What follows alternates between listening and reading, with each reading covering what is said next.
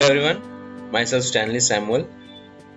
आज जो हम बात करने वाले हैं ग्रीन मैन्योर और ग्रीन लीफ मैन्योर के बारे में बात करने वाले हैं कि कौन से क्रॉप कैसे लगाए जाते हैं, क्या बेनिफिट्स होते हैं, कैसे सॉइल को इम्प्रूव करते हैं। तो चलिए देखते हैं ग्रीन मैन्योर या ग्रीन मैन्योरिंग क्या होता है और कौन कौन से क्रॉप का यूज किया जाता है।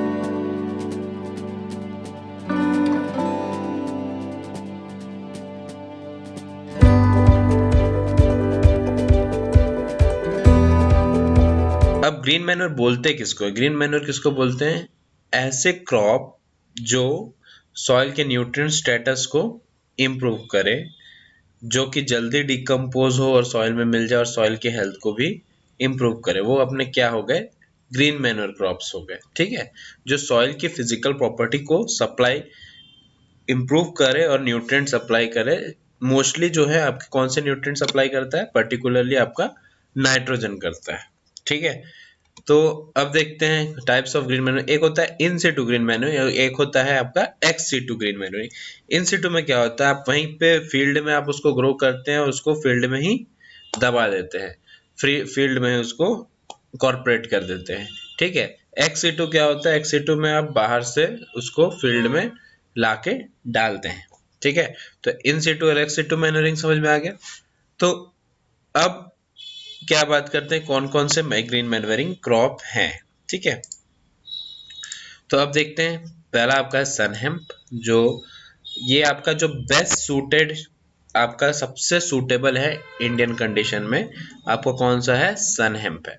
उसका आपका साइंटिफिक नेम है क्रोटेलेरिया जुनिशिया। उसके बाद आपका ढेचा, ढेचा का नाम है सिस्पेनिया एक्यूलेटा। आप यहाँ देख सकते हैं, ये आपका सनहेम्प हो गया, ये आपका ढेचा हो गया। ठीक है, ये काउपी हो गया, ये क्लस्टर बीन हो गया, ये सिस्पेनिया एक्यूलेटा हो गया। ठीक है,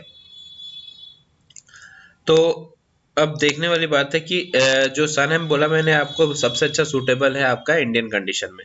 लेकिन ढेचा की बात करें तो ढेचा आपका कहाँ पे सूटेबल होता है? सॉल्ट अफेक्टेड एरियाज में। मतलब ये आपके सॉइल को इम्प्रूव करता है। ढेचा का जनरली हम कहाँ यूज करते हैं?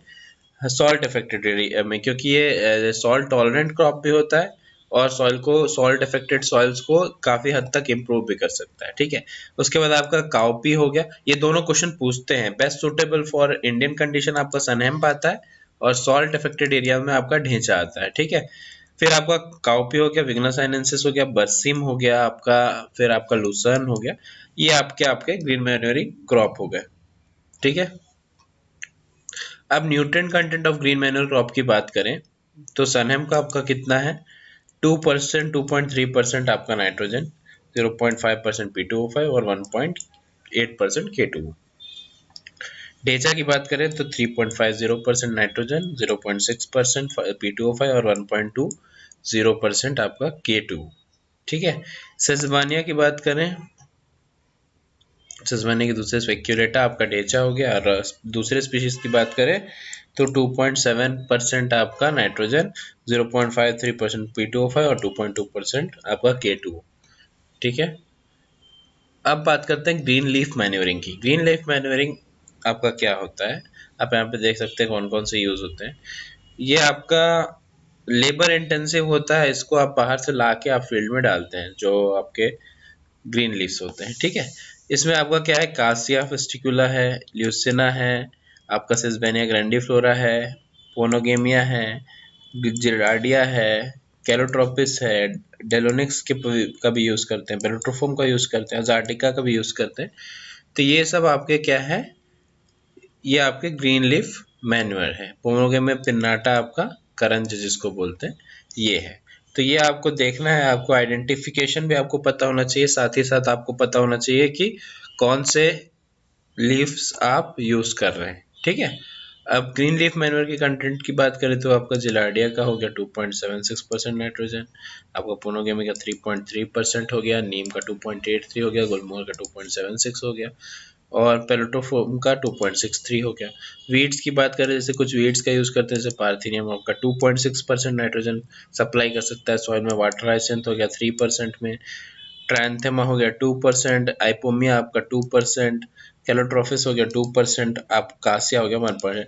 तो इसमें आपको स्पेसिफिकली, आप जब आप एग्जाम पॉइंट ऑफ व्यू से आप लिखेंगे तो दो चीजें आपको याद रखना, पहले आपको ग्रीन मैन्योर क्या होता है, कौन कौन से क्रॉप यूज करते हैं, और साथ में अगर आपको उसका परसेंटेज याद है कि कितना परसेंट वो सप्लाई देता है नाइट्रोजन, या कौन से सॉल्ट इफेक्टेड के लिए सही है, या कौन सा बेस्ट सुटेबल है डिफरेंट क्लाइमेटिक रीजन्स के लिए, अगर आप उसको मेंशन करते हैं तो आपकी मार्किंग काफी बढ़ जाएगी। आपके नॉलेज के बेसिस पे आप फील्ड पे भी इसको अप्लाई कर सकते हैं। बेनिफिट्स क्या है? बायोमास प्रोडक्शन को इंक्रीज कर देगा, ऑर्गेनिक मैटर कंटेंट को इंक्रीज करेगा, top soil depth water holding को इंक्रीज करेगा, कैपेसिटी स्ट्रक्चर टेक्सचर को अच्छा करेगा, आर्टिफिशियल फर्टिलाइजर पे डिपेंडेंस कम कर देगा, माइक्रो ऑर्गेनिज्म की एक्टिविटी को बढ़ा देगा, और सॉइल को इरोजन से बचाएगा, न्यूट्रिएंट लॉस से बचाएगा, और मैक्रो और माइक्रो न्यूट्रिएंट्स दोनों सप्लाई करेगा, और हाई प्रोटीन फॉडर आपको एनिमल्स के लिए मिलेंगे, और क्वालिटी ऑफ क्रॉप भी आपका काफ़ी अच्छा रहेगा। अगर आप देखें तो कुछ जो क्रॉप्स है मैं उसके हिसाब से बता रहा हूँ, जैसे हम लोग ग्रीन मैन्योर्स का किस किस क्रॉप का जनरली यूज करते हैं। अगर इरोजन से बचाना हो, जैसे कवर क्रॉप्स की बात करें, तो हम कौन कौन से का यूज करते हैं? ओट्स का यूज करते हैं, विंटर राई का, साइरस पीस का, लेंटिल्स का, क्लोवर्स का यूज करते हैं हम। क्या चीज के लिए? इरोजन से बचाने, सॉइल इरोजन से बचाने के लिए, ठीक है। अगर क्रॉप ब्रेकिंग, ठीक है, तो ये क्या करता है, ये इसमें क्या करते हैं हम लोग, इंटरप्ट करते हैं लाइफ साइकिल ऑफ पेस्ट, ठीक है। तो ऐसे भी क्रॉप्स होते हैं जो एक क्रॉप के में जो पेस्ट आते हैं, अगर उसके बीच में अगर इस टाइप के क्रॉप लगाए, जैसे मस्टर्ड, राई, ब्रासिका, अल्फाल्फा, तो ये क्या करते हैं, उनके लाइफ साइकिल को चेंज कर देते हैं, उनका कंप्लीट नहीं होने देते हैं, और हमको पेस्ट से बच जाते हैं। दूसरा है आपका एनफिक्सर, जो बता दिया, क्लोवर हो गया, ल्यूपिन हो गया, अल्फाल्फा हो गया, पीज हो गया, बीन्स हो गया, सोयाबीन हो गया, है ना। न्यूट्रिएंट कंजर्विंग क्रॉप्स कौन कौन से हैं? तो उसमें ये क्या करते हैं, न्यूट्रिएंट की लीचिंग को कम कर देते हैं। तो अगर आपको याद है तो अच्छी बात है, ये मैं आपको एक्स्ट्रा बता रहा हूँ। ऑयल रेडिश है, रेड क्लोवर है, आपका बकवीट है, राई ग्रास है, तो ये न्यूट्रिएंट की लीचिंग को आपका कम कर देते हैं। स्मूदर क्रॉप जो वीड को compete करते हैं, जैसे बकवीट हो गया, ऑयल रेडिश हो गया, विंटर राई, येलो स्वीट क्लोवर। अगर आपको ये लेक्चर पसंद आए तो आप जरूर शेयर करें, ताकि ज़्यादा से ज़्यादा लोग इसको जान पाए, और कोई डाउट हो तो जरूर कमेंट सेक्शन में पूछें। Thank you.